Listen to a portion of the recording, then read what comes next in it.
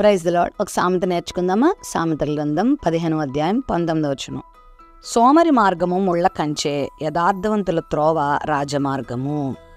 సోమరి వాళ్ళకి మార్గం ఉంటుంది, యథార్థవంతులకి మార్గం ఉంటుంది. కానీ వాళ్ళ మార్గాల్లో తేడాలుంటాయి.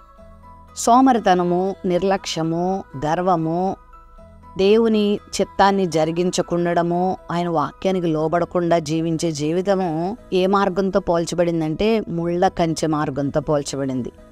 యథార్థంగా జీవించే వారి మార్గం రాజమార్గంతో పోల్చబడింది.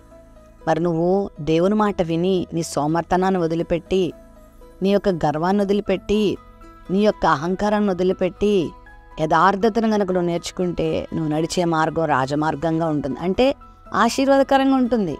నువ్వు మేలులు పొందుతావు, నువ్వు దీవెన పొందుతావు, నువ్వు ఆశీర్వదించబడతావు.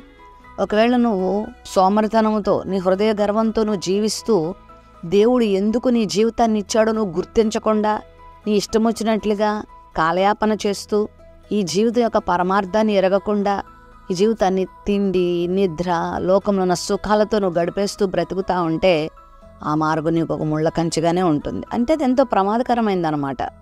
అది నీకెంతో కీడుకరమైందనమాట. కాబట్టి నీ సోమర్తనాన్ని విడిచిపెట్టి చురుకైన వ్యక్తిగా, వినయమైన వ్యక్తిగా, ప్రభు కొరకు కష్టించే వ్యక్తిగా, ప్రభు కొరకు జీవించే వ్యక్తిగా, ప్రభు పనులు చేసే వ్యక్తిగా, దేవుని చిత్తమును గ్రహించి నా జీవితం దేవుడు ఎందుకు ఈ లోకానికి పంపించాడు అని నువ్వు గుర్తించి ఆయన మహిమ కొరకు నువ్వు బ్రతికితే నీ మార్గం రాజమార్గంగా ఉంటుంది. రాజు దగ్గరికి కూడా నువ్వు చేర్చబడతావు.